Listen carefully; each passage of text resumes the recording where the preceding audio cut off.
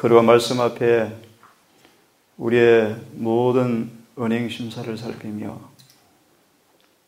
거룩한 여호와 앞에 책망받을 것이 없는 사람으로 판명되기를 원하는 마음으로 이 아침 주의 전에 모여 싸우니 우리 모두의 심령 속에 거룩한 소원을 일으키시고 우리의 소원대로 만족해 하시며 진리와 성령으로 이시 응답해 주셔서 여호와 앞에 연락되는 산 제사가 될 수 있도록 이 시간 우리와 함께해 주시옵소서. 예수님 성을 의지하여 기도 올리옵나이다. 히브리서 4장 말씀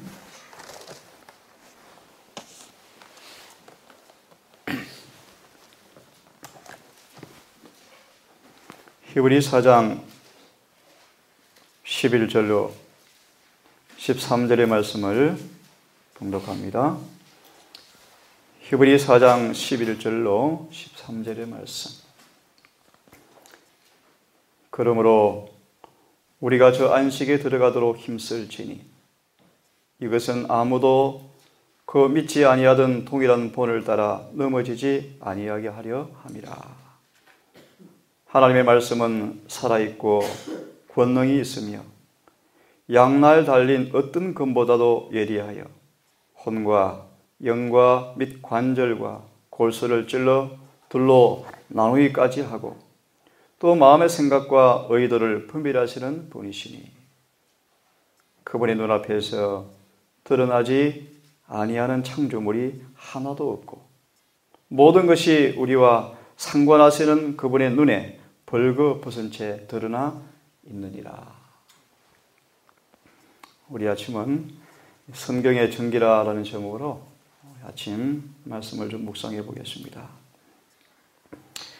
12절의 하반부를 다시 보시면 마음의 생각과 의도를 분별하시는 분이시며 그분의 눈앞에 드러나지 않는 것이 없고 모든 것이 우리와 상관하시는 그분의 눈에 벌거벗은 채 드러나 있느니라. 참 두려운 이 말씀입니다. 우리 화면을 좀 보기를 바랍니다. 만일 사람들이 읽는 그대로 성경을 받아들이고 성경을 어떻게 받아들이라고요? 읽는 그대로, 문자 그대로. 물론 상징과 비유와 은유로 주신 것이 있지만 그 외에는 모든 것을 어떻게 하라고요? 말씀 그대로 받아들이라.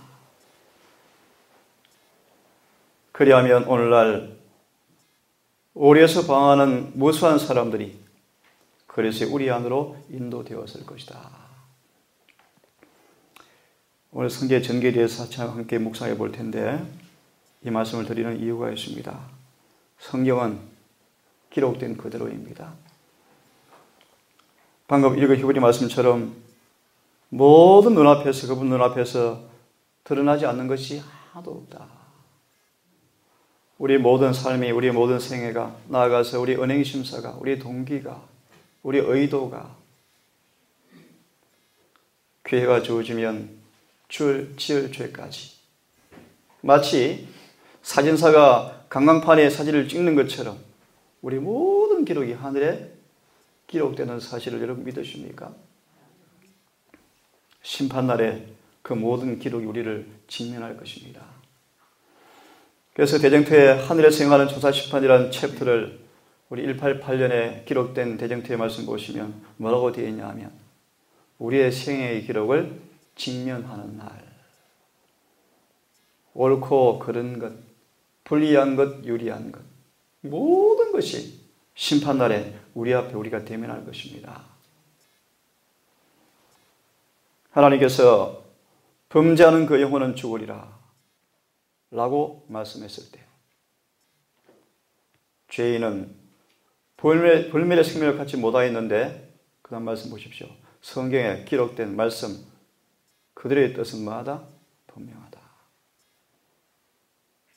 하나님께서 말씀하실 때 그대로 된다는 것을 의미한다. 자비로우시고 노하기를 더디하시고 천일을 하루같이 참으시는 그분의 인자하심이지만 그분은 거룩한 분이십니다. 모든 우리의 기록이, 은행 심사가, 우리의 동기가, 의도가 하늘에 기록되어 있습니다. 은밀한 생각들. 그러므로 우리가 하나님을 두려워하며 영광을 돌려야 합니다. 저 여러 번 말씀을 드렸지만 시대 소망은 구약과 떼어놓을 수가 없습니다. 시대의 소망은 여러 번 말씀을 드렸지만 사단의 구약 시대에 하나님의 거룩한 품성 가운데 자비를 빼앗아 버리고 자비가 없는 공의는 공의가 아니고 폭군과 무서운 것입니다. 자비와 쌍둥이 자매인 자비와 어우러져 있지 않은 공의는 공의가 아니고 무서운 것입니다. 히브리 사람들은 그분의 품성을 오해해 버렸습니다. 그분의 자비를 빼앗겨 버렸습니다. 그도 말하지만 그분의 자비를 빼앗겨버린 그분의 거룩한 공의는 공의가 아니고 뭐라고요? 무서운 분이십니다.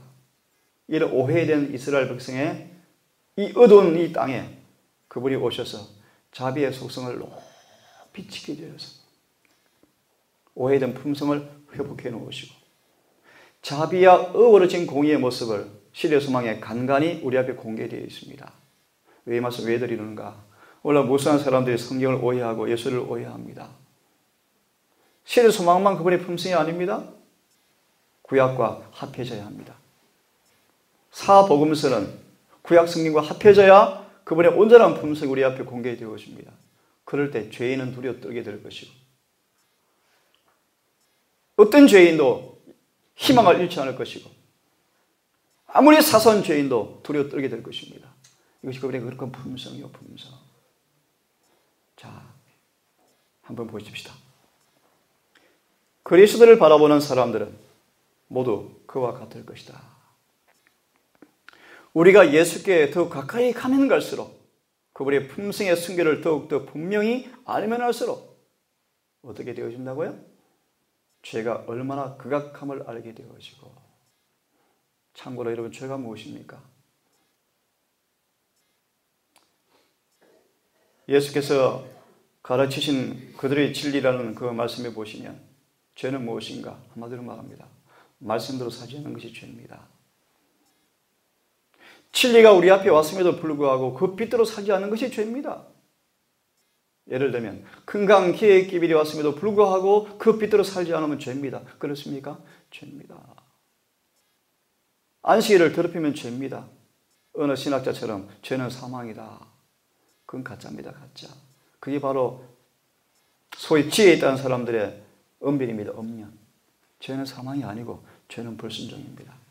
죄는 불법의 죄입니다. 다시 쉽게 말합니다. 성경에 말씀하신 그대로 행하지 않는 것이 죄입니다. 그러므로 우리 한번 물어봅시다. 죄가 무엇인가 쉽게 알 수 있습니까? 쉽게 알 수 있죠. 죄가 생긴 것에 대해서는 설명할 수 없지만 죄가 무엇인가는 다 알 수가 있습니다. 특별히 성령이 임하시면 죄는 깨끗하게 이해되어집니다. 성령이 임하시면. 자, 왜 말씀을 드리는가? 다시 보세요. 우리가 예수를 알면 알수록 어떻게 되어진다고요? 죄의 극악함이 더 깊이 알게 되어지고. 지난번 진주가 집회를 할 때 한 분이 아주 손을 드시면서 강하게 호소했습니다. 함께 임원할 동생과 더불어서 예수께로 제 이름으로 운동을 좀 하세요.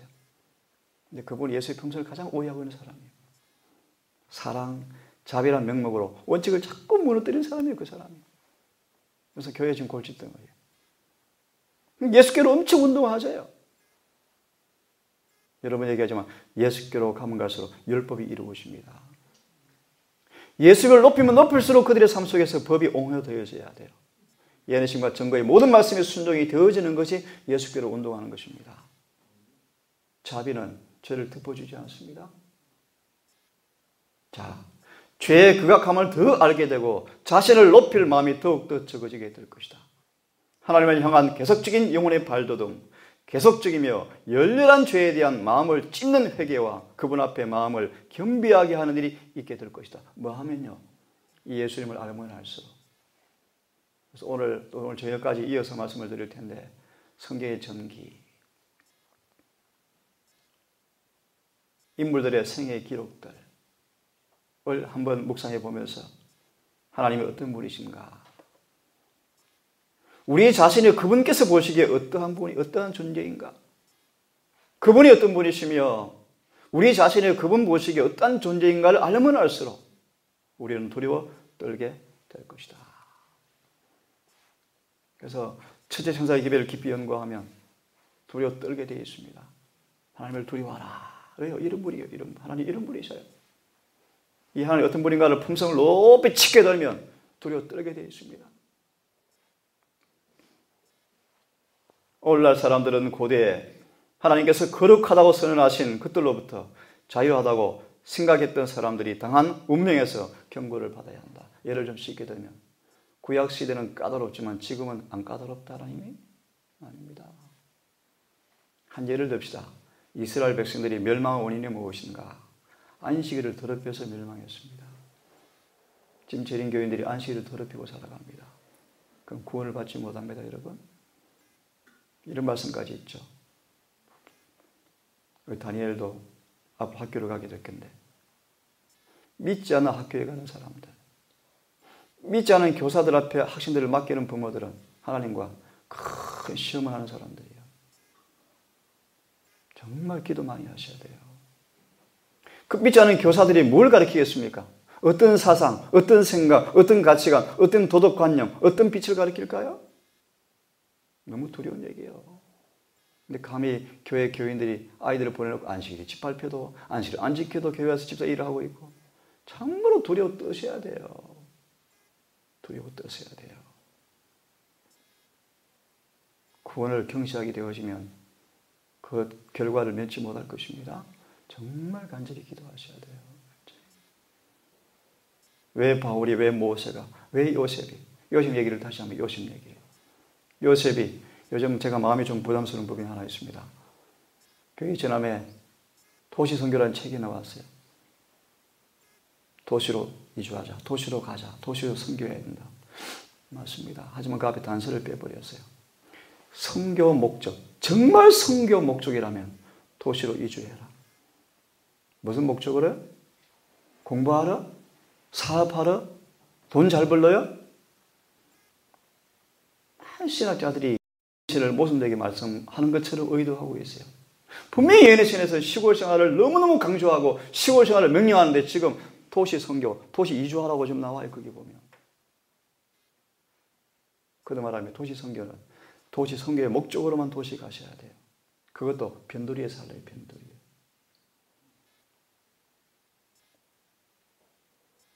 두려운 얘기입니다. 왜 이런 얘기가 나올까? 그 박사는 왜 그런 책을 쓸까 지금? 정말 지금이야말로 도시를 처분하고 시골에 옮기고 더 전세로 바꿔서 살아야 할 그런 때인데 왜 그럴까? 정말 두려워요. 정말 두려워요. 사단이 우리 진족에 깊이 들어와 있는 것이 자명합니다. 정말 기도하셔야 돼요. 여러분. 기도하셔야 돼요. 그도 말합니다. 우리의 구원을 경시하면 결과를 면치 못할 것입니다. 하나님 우리의 온 하늘을 다 주시면서 한 영혼의 구원을 위해서 모든 걸 다 바쳤는데 우리가 바칠 것이 왜 이리 아깝고 왜 주저하시고 염려하시고 우유부단하시고 자로재십니까? 영생이 확실한데 안 그렇습니까? 하늘이 분명한데 구원이 분명한데 진리는 말씀 그대로 이루어질 터인데 더 놀라운 사실은 우리 모든 생애의 기록이 하늘에 감광판에 찍힌 사진처럼 찍혀 있을 터인데 정말 그분을 두려워하기를 바랍니다. 이스라엘 사람들이 블레셋 땅에 돌아오는 그때 북궤를 열어보고자 했을 때 바로 죽었죠. 자, 이제 본론을 보겠습니다. 같이 한번 읽어보겠습니다. 자, 시작. 이름으로 그의 앞에서 이 손가락이 나와서 이 글을 기록하였나이다. 기록한 글자는 이것이니 메네 데겔 우바라시니라. 번갯불 같은 불빛이 뒤따르며 각 글자를 이룬 후에 벨살살이 긴 천명과 더불어서 성소 거룩한 기명으로 술을 따라 먹으면서 금과 은과 목석의 신을 위해서 경배하는 그 잔치의 밤에 갑자기 분벽에 한 손가락이 나타났어. 번개불 같은 불빛이 쫙 지나가면서 글자가 기록되어지는데 그대로 글자가 남아있으면서 그것을 바라보는 모든 사람에게 두렵고 떨리는 의미를 살아있는 글씨로 전달해 주었다. 누구의 손가락입니까? 예수님이요. 순찰자이신 예수님의 손가락이요, 손가락. 메네 데겔 우바르심. 이 말의 의미를 아시죠? 하늘의 저울이 달아보니 부족함이 발견되어서 메대와 바사로 찢겨서 쪼개어져서 나라가 망한다 뜻입니다.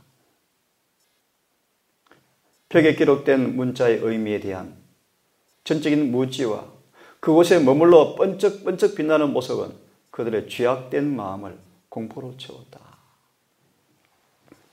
심판날에 이 기록이 우리처럼 그분의 친수로 기록된, 천사들을 통해 기록된 하늘의 기록이 우리 앞에 펼쳐질 것입니다. 지금 펼쳐지고 있죠. 우리의 품성이 말씀과 조화되었는지, 숨겨놓은 죄가 없는지, 은밀한 죄가 없는지, 용서받지 못한 죄가 있는지, 자신의 찬양의 정신이 있는지, 우쭐된 정신이 있는지, 이기심이 있는지 다 기록되어집니다. 하나님을 두려워하셔야 돼요.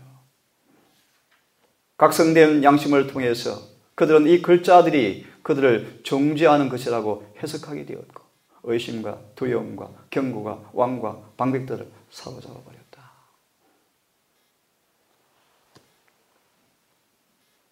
저희가 이렇게 말하면 고소할 조건을 얻고자 하여 예수를 시험함이로라. 예수께서 몸을 굽히사 손가락으로 땅에 쓰시니 저희가 묻기를 마지 아니하는지라. 이에 일어나서 가라사대 너희 중에 죄 없는 자가 먼저 돌로 치라 하시고 다시 몸을 굽히사 손가락으로 땅에 쓰시니 뭘 썼습니까? 저희가 이 말씀을 듣고 양심의 가책을 받아 어른으로 시작하여 젊은이까지 하나씩 나가고 오직 예수와 그 가운데 섰는 여자만 남았더라. 뭐가 기록되었을까요? 예수께서는 잠시 동안 수치심으로 떨고 있는 여인과 인간적인 동정조차 없는 철면피한 고관들을 바라보셨다.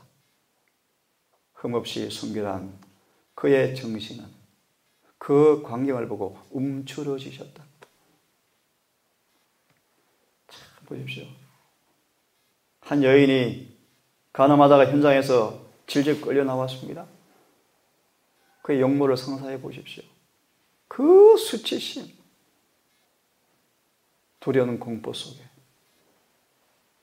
죽기보다 더한 고통의 수치 가운데 있는 그 여인, 그들을 바라본 종교 지도자들의 모습, 동정심이라고는 없는 철면피한 그들을 바라보시면서 흠없이 순결한 예수님은 그 광경을 보고 움츠려지셨다. 어떠한 목적에서 이런 문제를 그에게 가져오게 되었는지 예수께서는 잘 알고 계셨다. 예수께서는 당신 앞에 있는 모든 사람들의 마음을 읽으시고 그들의 품성과 생애 어떠함을 아셨다. 소위 종의의 수호자들이라는 이들이 예수를 해할 함정을 만들기 위해서 이 여인을 죄를 짓게 했던 것이다. 예수께서는 그들의 질문을 들은 척도 하지 아니하시고 몸을 굽혀 시선에 땅에 고정시키시고 흙에 글씨를 쓰기 시작하였다. 예수께서 지체하시고 무관심한 듯함에 참을 수 없이 된 고소자들은 그 문제에 관심을 기울이시도록 강력하게 촉구하면서 더욱 가까이 다가갔다.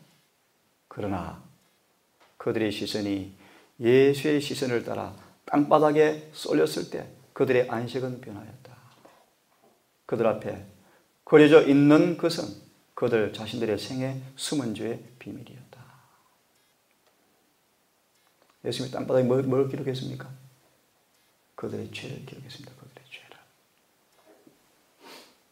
이게 성경의 전기입니다. 성경은 장차 심판날에 기록될 우리의 기록이 어떠한 것을 미리 성경에 나온 인물들의 생애의 기록을 바라보면서 정밀하시고 거짓이 없으시고 과거가 없으시고 허위가 없으시고 진실하신 그분의 손이 심판날에 직면할 우리의 생애가 어떠한 것을 미리 보여주는 것이 성경에 나오는 인물들의 기록입니다. 지난번 한 성경 캠프를 마친 다음 한 친구가 질문했습니다. 누가 와서 했지? 제후가 했나? 엘리야가 실수했는데, 엘리야가 낭망의 죄를 범했는데 왜 그를 성천시켰습니까? 그런 답이 여기 나옵니다. 미리 결론을 드리면 하나님은 그 충성스러운 그 위대한 엘리야의 과오도 실수도 기록해 두셨어요. 그런 다음 그가 성천하는 과정의 사실을 성경에 기록하지 않았습니다. 그 이유가 하나 있어요. 정직하지 못한 사람들을 골라내는 지혜입니다. 엘리야도 실수했네? 라고 자신의 죄를 변명하는 사람들을 골라내는 지혜가 기록되어 있대요. 예레시는 말합니다. 그 기록은 감춰져 있지만 그는 그 결함을 회개하고 용서받고 하늘에 올라갔습니다. 무슨 뜻인지 이해하겠습니까? 반대로 모세는 그 죄 때문에 죽어야 됐습니다. 많은 사람들은 자신의 결정과 결함과 죄를 변명하기 위해서 그런 부분을 자신에게 이로운 모습으로 해석하려고 애를 씁니다. 이것이 교만한 사람들의 특성이죠. 그들 앞에 걸어져 있는 것은 그들 자신들의 생에 숨은 죄의 비밀이었다. 바라보고 있던 백성들은 그들의 표정이 갑자기 변하는 것을 보자 무엇 때문에 그처럼 놀라고 부끄럽게 생각했는지 알기 위해서 밀어제치며 앞으로 나왔다. 다 도망갔습니까? 다 도망갔습니다. 이걸 또 이렇게 해석하시면 안 돼요. 우리 모두 이렇게 죄인입니다. 그러므로 다 은혜로 구원받는 것입니다. 이게 또 거짓말이죠. 그렇지 않아요. 그렇지 않아요. 모든 사람이 예수 앞에 이런 죄가 죄인이지만 이 죄를 반드시 회개하고 용서받고 이기고 구원받으셔야 합니다. 그것이 성경의 진리예요. 성경의 진리. 이것을 마치 보십시오. 우리 모든 사람은 죄인입니다. 의인이 누가 있습니까? 이렇게 해석하면 틀립니다. 그렇지 않습니다. 모두가 예수 앞에 죄인이지만 주님을 통해 의인이 되셔야 합니다. 그것이 복음이에요. 복음. 성경에 기록된 생애는 실제적 인물들의 확실한 역사이다. 아담과 하와의 슬픈 죄의 기록들, 가인이 아벨을 죽인 사건들, 노아 홍수의 기록들, 아브라함의 허물들, 실수들, 다윗의 죄들, 모세의 죄, 욥의 고민들, 성경 충실히 실제적 인물의 생애를 꾸밈없이 명백하게 실제 일어났던 사실들을 진실된 경험을 가지고 그대로 기록해 두고 있습니다. 영감적인 역사가 선한 사람들의 생에 있어서까지 그들의 도덕적 품성을 손상시키는 사실들을 서술하고 있다는 사실은 많은 사람들에게 의구심을 일으키는 주제이다. 다윗의 그 살인과 간음죄가 기록되어 있고 출애굽 과정 이스라엘 백성들의 수많은 죄가 다 기록되어 있고 나중에 보겠지만 바울의 죄도 기록되어 있고 베드로의 위선도 기록되어 있고 불신자들은 큰 만족감을 가지고 이 죄악들을 빙자하여 그 범죄자들을 조롱한다. 영감받은 기록자들은 인간의 약점과 결함에 대한 기록을 통하여 거룩한 역사의 페이지들이 어두워지지 않도록 거짓되게 증언하지 않았다. 하나님의 서기관들은 자신의 의도대로 기록하지 아니하였고 성령에 의해서 지시가 되는 대로 기록하였다. 그래서 예언의 선물입니다. 예언의 시는 엘렌 G 화이트의 말이 아니에요.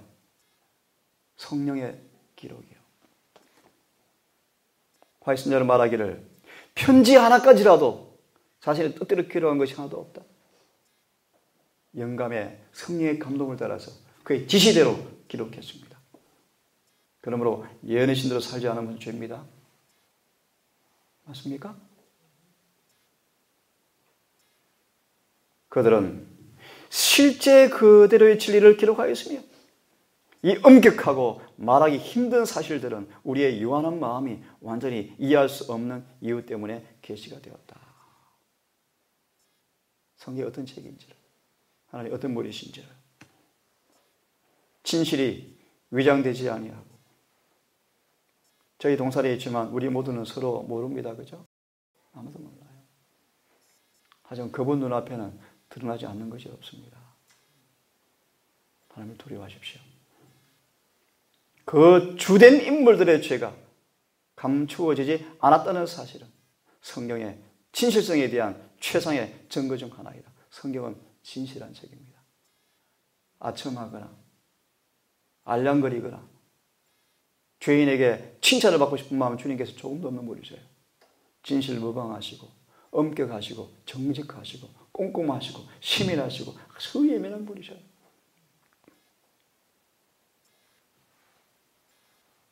특히 교회 들어오실 때 앞에 신발을 벗어놓으실 때 가지런히 벗어놓으세요. 저희들 좀 고치셔야 돼요. 밥 먹으러 갈 때 보면 엉망진창의 신발들이, 하나님 그걸 원하지 않는데요. 자고 나면 이불을 가지런히 넣어놓고 예쁘게. 교회에 오시면 옷을 더워서 벗어놓으면 어떻게 벗어놓으라고요? 가지런히 격에서 가지런히 놓으래요. 교회예요, 교회. 하나님 질서의 하나님이셔요. 꼼꼼하시고 세밀한 분이셔요. 지난번 우리 집사님께서 좋은 설교하셨어요. 하나님이 집에 대한 설교했죠. 그죠? 아주 귀한 교훈이요.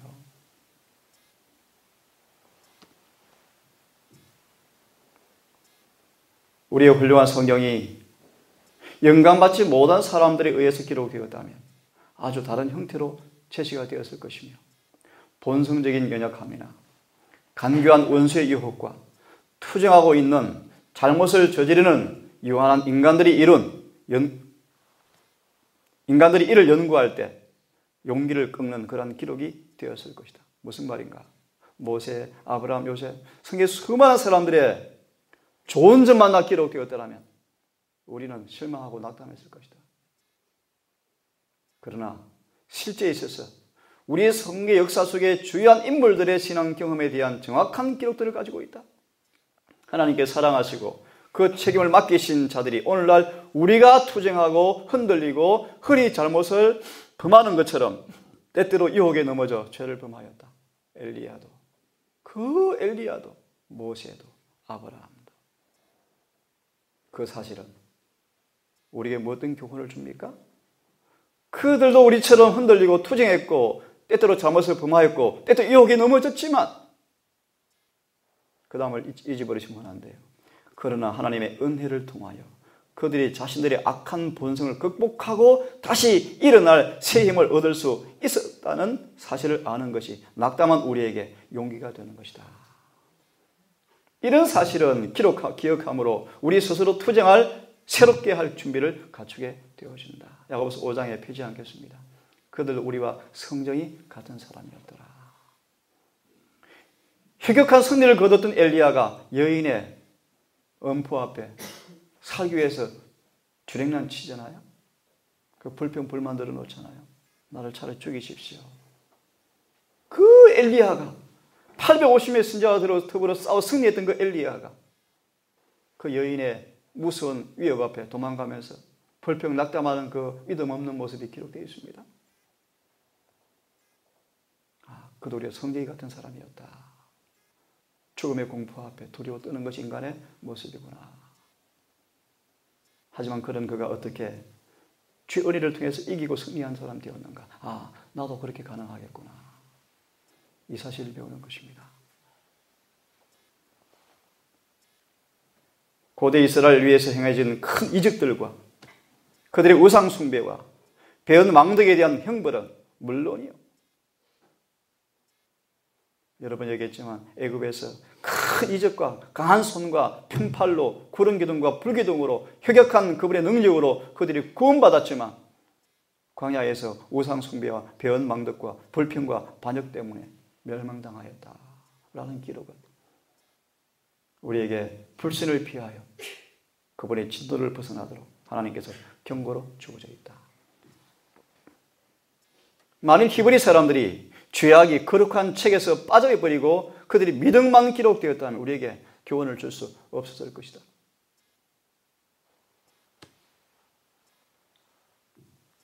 아까 말씀드렸죠. 불신자들과 죄를 사랑하는 사람들은 고대 하나님께서 권위를 부여하신 사람들의 악함을 들어서 자신들의 범죄를 변명한다. 다윗도 죄를 지었고 아브라함도 죄를 지었다. 그러므로 의인이 누가 있느냐? 이게 바로 거짓말 교리예요. 아브라함도 죄를 지었고 다윗도 죄를 지었지만 주님께서 절대 그들의 죄를 없다하지 않으시고 그들이 죄 지은 것 때문에 엄청난 고통을 당하고 비로소 회개하고 인내하여 승리해서 구원받았습니다. 이 사실을 아셔야 돼요. 그들은 이 거룩한 사람들의 유혹에 넘어져 죄를 저질렀다면 그들 역시 잘못을 저지를 죄가 있을지라도 놀랄 일이 아니라고 자의하며, 오늘 신신하게 대표적인 가르침이죠. 재능에 깊이 들어온 가르침이죠. 그와 같은 범죄의 신뢰가 그들 앞에 있으므로 결국 그들은 그렇게 나쁜 존재가 아니라고 암시한다. 본성적 죄인이다. 태어날 때부터 죄인이다. 유전적으로 죄의 뿌리가 박혀있다. 이상한 궤변들. 성경대로 말씀하시면 돼요. 예수를 떠난 모든 사람은 죄인이에요. 하지만 예수 안에 지금 의인이 될 수 있어요? 공의의 원칙은 거룩한 기록을 읽게 될 모든 사람들의 유익을 위하여 사실에 대한 충실한 진실을 요구한다. 여기서 우리는 하나님의 지혜의 증거들을 분별하게 되어집니다. 스가랴 3장을 보시면 사단이 참소하죠. 참소할 때 예수께서 한마디도 변명하지 않습니다. 왜요? 다 사실이니까. 사단은 우리의 죄를 다 알까요? 네, 왜요? 그가 저지르게 했거든요. 우리 모든 과거의 죄의 기록을 다 알 것입니다. 참소할 때 주님께서 아무도 변명할 수가 없어요. 다 사실이니까. 그 다음 우리가 만약 회개하지 않았다면, 회개하지 않은 채 용서받지 못한 채 남겨두었다면 우리 마귀에게 주님께서 우리를 내어줄 수밖에 없습니다. 우리는 하나님의 율법을 순종하라는 요구를 받고 있다. 그리고 불순종의 형벌에 대하여 교훈을 받고 있을 뿐 아니라 우리 유익과 경고를 위하여 낙원에서 아담과 하와의 역사와 하나님 명령에 대한 그들의 불순종의 슬픈 결과가 기록되어 있다. 그 기록은 완전하고 분명하며 에덴에서 인류에게 주어진 율법은 그 계명을 불순종할 때 그 경우에 따르게 될 형벌과 함께 기록되어 있다. 그 후에 유혹과 타락의 이야기가 따르고 잘못을 범한 우리의 조상들에게 형벌이 가해졌다. 이 신뢰는 죄의 싹은 사망이라는 것과 하나님의 보응의 공의로움이 결코 헛으로 돌아가지 않는다는 것과 그분의 계명에 대한 엄격한 존경을 피조물에게 요구한다는 사실이 우리에게 확신시켜 주기 위해서 기록되어졌다. 율법이 시내산에서 선포되었을 때 거기에 부수된 형벌은 얼마나 명확하고 그 계명을 어겼을 때 따른 징벌이 얼마나 확실했고 그 사실에 대한 증거가 얼마나 뚜렷했던가. 마무리하겠습니다. 임무에 충실한 영감의 패는 노아, 롯, 모세, 아브라함, 다윗, 솔로몬을 정복한 죄악을 우리에게 말해주고 있고 엘리야의 강한 정신까지라도 그 두려운 시간에 유혹에 빠진 사실을 알려주고 있고 요나의 불순종, 이스라엘의 우상숭배, 베드로가 그리스도를 부인하는 것, 바울과 바나바의 다툼, 선지자들의 실패와 결함, 인간의 마음을 들여다보시는 성령에 의해서 적나라하게 기록되어 있다. 믿는 자들의 생애가 그들 뒤에 오는 모든 세대의 교훈이 되기 위한 의도로서 모든 결함과 어리석임이 다 기록되어 있다. 죄된 속성으로 이런 사람들이 그런 죄된 속성으로 어찌 이런 사람들이 탁월한 지점에 도달하려 갈 때 왜 낭망했는지 왜 넘어졌는지 그걸 깨닫고 결론이죠. 용기를 내어서 하나님의 은혜를 통해서 승리한 것을 볼 때 우리 또한 뭐 갖게 되어진다? 용기를 갖게 되어진다. 여기까지 하겠습니다. 우리가 섬기는 예수님이 어떤 분인가를 깊이 여러분 이해하시고 하나님을 두려워하라, 영광을 돌리라 라는 첫째 천사의 기별 앞에 침례 요한의 기별 앞에 두려워 떠는 경험을 통하여서 모든 죄에서 떠나는 경험을 하게 되기를 바라고, 그분의 은혜를 통하여서 승리하시는 놀라운 경험을 하기를 아울러 바라면서 아침 말씀을 마치겠습니다. 기도합시다.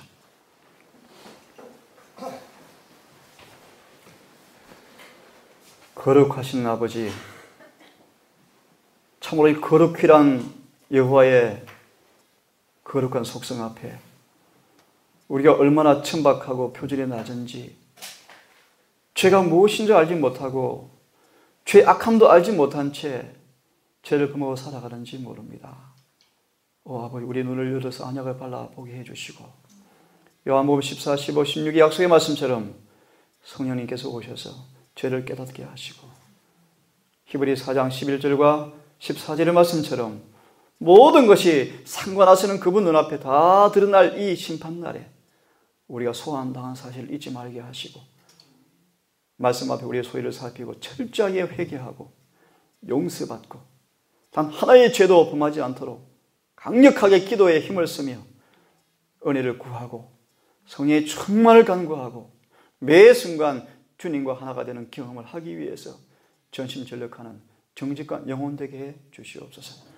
오늘 안식일 이전을 찾아 예배드릴 우리 모든 교우들의 발걸음을 인도하시고 해가 지도록 풍성한 은혜로 평강으로 우리를 인도해 주시고, 곳곳에서 안식일을 지키는 거룩한 백성들 앞에 지치지 않게 하시고 낙심하지 않게 하시고 더 열심을 내어서 속히 부흥과 계획에 일을 일으켜서 온 교회가 하나가 되어서 늦은 비를 받게 하시고 주의 재림을 마지막 맞이하는 마지막 세대가 될 수 있도록 우리를 불쌍히 여겨 주시옵소서. 이 모든 말씀을 우리를 사랑하시는 예수님 이름 의지하여 기도 올리옵나이다.